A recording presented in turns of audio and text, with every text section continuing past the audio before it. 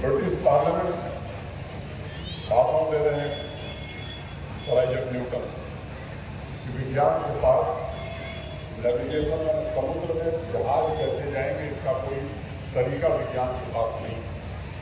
और जब sir Isaac Newton ये भाषण दे रहे थे उसके कई वर्ष पहले भारत के पानी के जहाज दूर दक्षिण अफ्रीका के आगे तक जाते थे। लाभार्थी के आधार पर हमारे यहाँ के लोगों ने कुछ यंत्र बनाए और उस यंत्र की सहायता से हमारे नाविक यहाँ का अच्छा माल, अच्छा सामान जो टेक्सटाइल हो, स्टील हो, ढेर सारी चीजें हमारे यहाँ लेकर के जाते थे।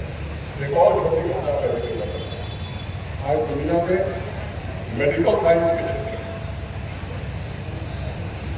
जो सबसे विकसित देश माने जा रहे हैं या जो सबसे अच्छे शिक्षण संस्थान माने जाते हैं, कैटरेक्ट सर्जरी मनोविया में का ऑपरेशन करने वाला जो उपकरण था भारत से बेहतर दुनिया का कोई देश नहीं बना।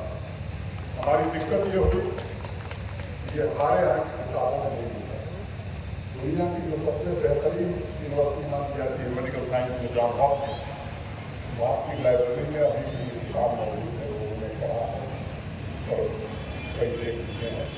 उस जमाने में हमारे यहाँ ये सब बना कर और स्थितियाँ बदली।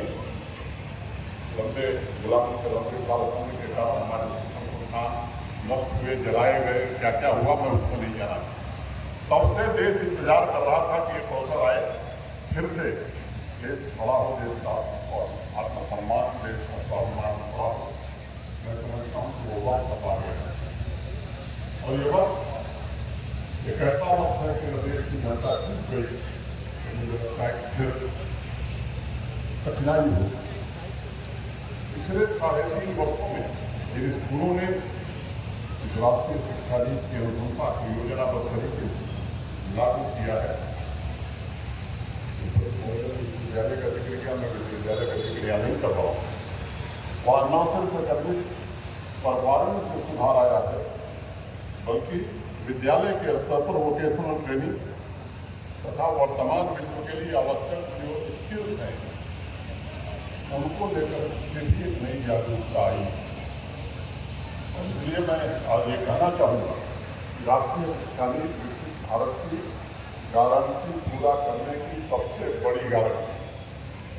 और मैं मानता हूँ कि लंबे समय के बाद समाज के सामने एक ऐसा संयोग आया जब हमारे देश के होनहार बच्चे, जिन्हें टीनेज हम कहते हैं, युवा वर्ग नीतियों सही नियत के केंद्र में, ग्रामीण क्षेत्र हो या शहरी क्षेत्र हो, विकास को ध्यान में रखते हुए आज सबसे बड़ी आवश्यकता है क्षेत्रीय और सामाजिक असमानता अगर हम दूर करना चाहते हैं, इस लक्ष्य को प्राप्त करने में भी राष्ट्रीय शिक्षा नीति सही ढंग से इम्प्लीमेंट करेंगे तो ये लक्ष्य जल्दी प्राप्त कर सकते। मैं अरविंद राय जी को, इस विद्यालय के पूरे प्रबंध तंत्र को, विद्यालय के शिक्षकों और प्राचार्य महोदया को विशेष रूप से आभार व्यक्त करना चाहता हूँ, उन्हें बधाई देना चाहता हूँ। जो विरोध आपने देखा है मुझे निश्चित रूप से कहने में संतोष नहीं है। यहाँ के शिक्षकों ने मेहनत से बच्चों को के भविष्य को बनाने की कोशिश की है। राष्ट्रीय शिक्षा नीति को व्यक्तिगत रूप से मैं सशक्त माध्यम, समाज के एक अनमोल धन और होनहार विद्यार्थियों के सबसे विश्वसनीय हम सफर के रूप में देखता हूँ।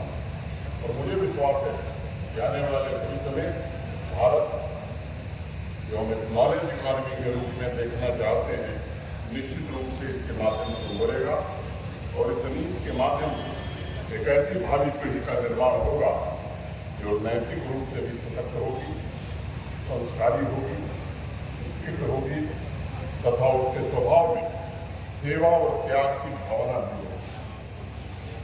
अगर संक्षेप में मैं ये बात कहूँ तो राष्ट्रीय शिक्षा नीति विकसित भारत की यात्रा में सबसे अचूक हथियार साबित हो सकता है, जिसके द्वारा प्रत्येक विद्यार्थी की सांस्कृतिक जड़ें गहरी होंगी तथा एडवांस साइंटिफिक नॉलेज, आधुनिक वैज्ञानिक ज्ञान जो है उसकी उपलब्धियां सफलता के उच्चतम शिखर को छुएंगी। इस बात को ध्यान में रखने की आवश्यकता है सबसे बड़ा लक्ष्य देश की अनिवार्य आवश्यकताओं को पूरा करते हुए समाज की क्षमता में वृद्धि करते हुए आर्थिक विकास को गति देना है। इस अवसर पर मैं विद्यालय के सभी विद्यार्थियों और यहाँ पर उपस्थित विशेष रूप से नौजवान मित्रों से ये आग्रह करूंगा कि आपका ऊर्जावान होना बड़ा आवश्यक है।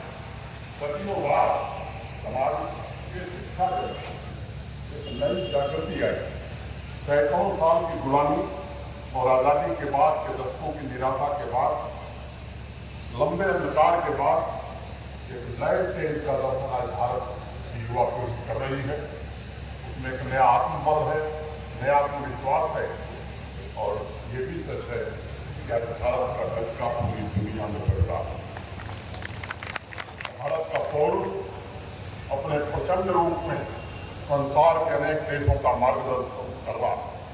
आज दुनिया में कहीं भी कोई बड़ी समस्या होती है तो आज पूरा विश्व भारत के प्रधानमंत्री की ओर देखता है कि भारत के प्रधानमंत्री क्या सोचते हैं। विकास और कल्याण के मोर्चे पर विदेश ने अनेक ऐसी उपलब्धियां हासिल की जो कुछ वर्ष पहले नामुमकिन सा लगता है।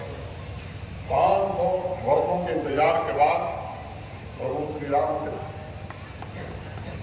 सूर्य तिलक ने हमारी सांस्कृतिक और शैक्षणिक जगत में